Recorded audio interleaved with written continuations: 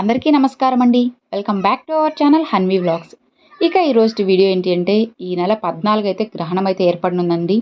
ఇక ఆ రోజున ప్రతి ఒక్కరూ ఖచ్చితంగా పాటించాల్సిన నియమాలు ఏంటి, అసలు ఆ రోజు ఏం చేయాలి, ఏం చేయకూడదు అనేది అన్నీ మనం ఈ వీడియో అయితే క్లారిటీగా అయితే తెలుసుకుందాము. ఈ నెల 14వ తేదీన అతిపెద్ద చంద్రగ్రహణం అయితే ఏర్పడబోతుంది ఫ్రెండ్స్. మరి ఈ గ్రహణం అనేది భారత్లో అయితే లేదన్నమాట. కాకపోతే ఈ గ్రహణంతో పాటు పౌర్ణమి తిథి కూడా ఏర్పడింది. ఈ ఫాల్గుణ మాసంలో వచ్చే పౌర్ణమి చాలా పవిత్రమైనది. అలానే శుక్రవారంతో కలిసి వచ్చే పౌర్ణమి ఇంకా చాలా శక్తివంతమైనది.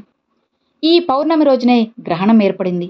గ్రహణ సమయంలో ఎలాంటి నియమాలు పాటించాలి, ఎలాంటి తప్పులను చేయకుండా ఉండాలి, ఎలాంటి పరిహారాలు చేయాలి అన్న విషయాల గురించి ఈ వీడియోతో తెలుసుకుందాము. మరి మనకి లేదు కదా, ఏంటి మీరు ఇలా చెప్తున్నారు అని మాత్రం అనుకోవద్దు. లేకపోయినా సరే ఆ రోజు పౌర్ణమి శుక్రవారం గ్రహణం ఉంది, కానీ మనకు లేకపోయినా ఈ పరిహారాన్ని అయితే చేసి చూడండి. కొన్ని నియమాలను పాటించండి, ఖచ్చితంగా మీకు మంచి జరుగుతుందన్నమాట. మీ ఇంటికి అఖండ రాజయోగం అనేది ప్రాప్తిస్తుంది. ఇక శుక్రవారంతో కలిసి వచ్చిన పౌర్ణమి తిథిని లక్ష్మీదేవికి అంకితం చేయబడింది. అందులోనూ గ్రహణం రోజున వచ్చే పౌర్ణమి ఇంకా చాలా శక్తివంతమైనది. మార్చి 14వ తేదీన ఉదయం 9:27 గ్రహణం అనేది ప్రారంభమయ్యి మధ్యాహ్నం 3:29 వరకు గ్రహణం అయితే ఉంటుందన్నమాట. సుమారు 6 గంటల పాటు ఈ గ్రహణ సమయం అయితే ఉంటుంది. మనకి లేకపోయినా, కాకపోతే సమయం మాత్రమే చెబుతున్నానండి. మరి ఈ గ్రహణ ప్రారంభం కాకముందే ఉదయం టిఫిన్లు చేసేయాలి. అలానే వండిన ఆహారాలు కూడా చేస్తూ ఉంటారు. ఇవి తగిన జాగ్రత్తలు మాత్రమేనండి. చాలామంది ఎప్పుడు కూడా భయపడద్దు, మనకి అస్సలు ఈ గ్రహణం అనేది లేదన్నమాట. కాకపోతే గ్రహణ సమయంలో ఏదైనా ఆహారం తీసుకుంటే అది విషంతో సమానం అని చెప్తూ ఉంటారు. గ్రహణ సమయంలో పూజ గదిని మూసేయాలని, అలాంటి సమయంలో దేవుని పటాలని అస్సలు ముట్టుకోకూడదని, అలానే దేవాలయాలకి వెళ్ళకూడదు అని, గ్రహణం పూర్తయిన తర్వాత మాత్రమే అందరూ ఖచ్చితంగా తలస్నానం అయితే చేయాలి. ఈ రూల్స్ అండ్ రెగ్యులేషన్స్ ప్రతి ఒక్కరికి కూడా తెలిసి ఉంటాయి. ఇవన్నీ గుర్తుపెట్టుకోండి ఫ్రెండ్స్. ఇవి మీకు భవిష్యత్తులో ఎంతో బాగా అయితే యూజ్ అవుతాయి అన్నమాట. ఇక ఎవరైతే డబ్బు సంపాదించాలని కోరుకుంటూ ఉంటారో అలాంటి వాళ్ళు ఈ గ్రహణ సమయంలో లక్ష్మీదేవి బీజమంత్రాన్ని చదువుకుంటూ ఉన్నట్లయితే కుటుంబానికి అఖండ రాజయోగం అయితే కలుగుతుందన్నమాట. ఇది మీరు పాటించకపోయినా గ్రహణం వచ్చే స్టేట్స్లో ఎవరైనా ఉన్నారు అంటే వాళ్ళకి మీరు షేర్ చేసుకోవచ్చు. ఈ శక్తివంతమైన మంత్రం ఏంటి అంటే ఓం శ్రీం హ్రీం క్లీం ఔం స్వాహ. ఈ మంత్రాన్ని 21 సార్లు అయితే చెప్పుకోవాలండి.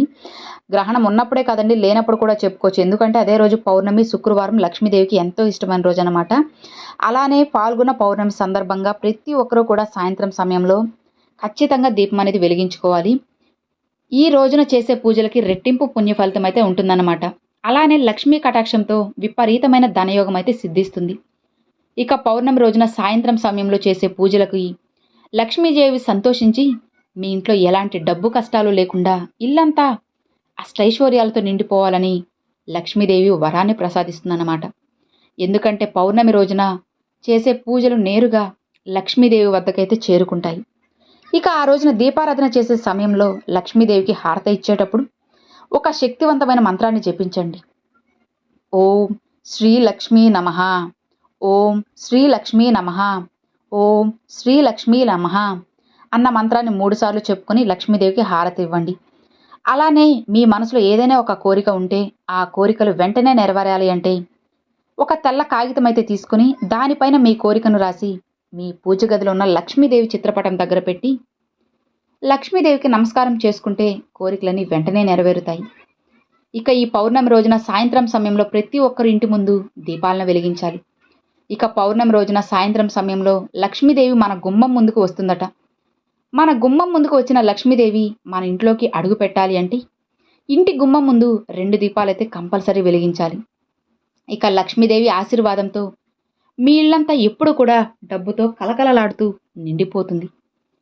ఈ పౌర్ణమి రోజున ముక్కోటి దేవతలందరూ భూమిపైకి వచ్చి పుణ్య నదుల్లో స్నానం చేసి మహావిష్ణువుని పూజిస్తారట.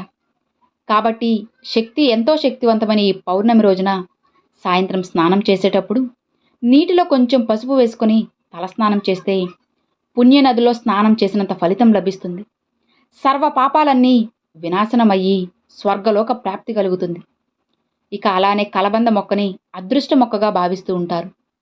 కాబట్టి ఈ పౌర్ణమి రోజున ఇంటి ముందు కలబంద మొక్కని నాటుకుంటే మీ కుటుంబానికి సకల శుభాలు చేకూరుతాయి. అలానే గుర్తుపెట్టుకోండి, కలబంద మొక్క ఎంత ఏపుగా పెరిగితే అంత ఐశ్వర్యం మీకు ప్రాప్తిస్తుంది. మీ ఇంటి సంపద అంత రెట్లుగా పెరుగుతుంది. కాబట్టి డబ్బు సమస్యలతో ఇబ్బంది పడేవాళ్ళు ఒక్క కలబంద మొక్కను నాటుకోండి. ఇక మీ డబ్బు కష్టాలన్నీ తీరిపోయినట్లే. అలానే గుర్తుపెట్టుకోండి, అనారోగ్య సమస్యలతో బాధపడేవాళ్ళు, నరదిష్టి దోషాలతో ఇబ్బంది పడేవాళ్ళు ఈ పౌర్ణమి రోజున మీ కాలికి నల్లదారాన్ని కట్టుకోండి. పౌర్ణమి రోజు నల్లదారం కట్టుకుంటే ఏలనాటి శని దోషాలన్నీ తొలగిపోతాయి. అలానే జాతకంలో ఉన్న దరిద్రం మొత్తం తొలగిపోతుంది. ఇక నరదిష్టి ప్రభావం అనేది అస్సలు ఉండదు. ఈ పౌర్ణమి రోజున చెట్ల ఆకలిని అస్సలు పొరపాటున కూడా తుంచకూడదు అని గుర్తుంచుకోండి. ముఖ్యంగా పౌర్ణమి రోజు సాయంత్రం సమయంలో ఉపవాసం ఉంటే ఎంతో మంచిది. మన శాస్త్రాల్లో తాబేల్ని విష్ణు స్వరూపంగా భావిస్తూ ఉంటారు కదా. కాబట్టి ఈ పౌర్ణమి రోజున ఒక్క తాబేలు విగ్రహాన్ని తెచ్చుకొని మీ ఇంటి పూజ గదిలో పెట్టుకున్నట్లయితే డబ్బు పరంగా మీ ఇంటికి బాగా కలిసొస్తుంది. అలానే విపరీతమైన సంపద అనేది మీకు పెరుగుతుంది. ఇక ఆ రోజున పొరపాటున కూడా జుట్టు అనేది కత్తిరించడం, గోర్లు కత్తిరించడం అస్సలు చేయకండి. పౌర్ణమి రోజున కోపానికి దూరంగా ఉండాలి. మరీ ముఖ్యంగా ఈ పౌర్ణమి రోజున భార్యాభర్తలు శారీరక సంబంధానికి దూరంగా ఉండాలి. ముఖ్యంగా పౌర్ణమి నాడు తులసి మొక్కకు నీళ్లు పోసి తులసి చుట్టూ 5 ప్రదక్షిణలు చేస్తే జీవితాంతం డబ్బుకి ఎలాంటి కొరత లేకుండా ప్రశాంతంగా ఉంటారు. ఇక అలానే మన భారతదేశంలో మాత్రం సంపూర్ణ చంద్రగ్రహణం అస్సలు ఏర్పడలేదు. కాబట్టి గ్రహణ నియమాలు ఏమీ పాటించకపోయినా సరే ఎలాంటి దోషం అనేది అస్సలు ఏర్పడదు. కానీ శక్తివంతమైన పౌర్ణమి గడియల్లో మాత్రం లక్ష్మీదేవిని పూజించడం మాత్రం అస్సలు మర్చిపోవద్దు. గ్రహణం లేదు కానీ మన జాగ్రత్తలో మనం ఉండాలి. గ్రహణం లేకపోయినా సరే ఈ నియమాలు పాటించి చిన్న చిన్న పరిహారాలు చేసినట్లయితే ఖచ్చితంగా మీ ఇంట్లో అష్టైశ్వర్యాలు సిద్ధిస్తాయి. అర్థమైంది కదా.